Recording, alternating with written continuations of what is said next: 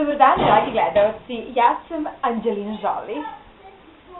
Nalazim se na ekskluzivnoj zemunskoj lokaciji u ateljeu svetski poznate umetnice Ane San-Nova.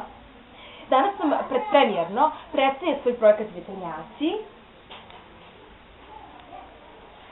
koji će uskoro odploviti do prelepe destinacije na Krfu. Oni će premijerno biti predstavljeni i prodati na Rockefellerovoj aukciji, a sav prihod bit će uplaćen u Petrov fond, koji će novac upotrebiti za kupovinu ogromne, abnormalne količine sladoleda i avion. Vidimo se tamo! Ajde, Petar, dođi!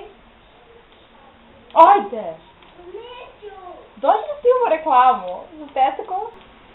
Petar, reci mi, kako ćeš potrošiti novac zbog fonda? Ne znam.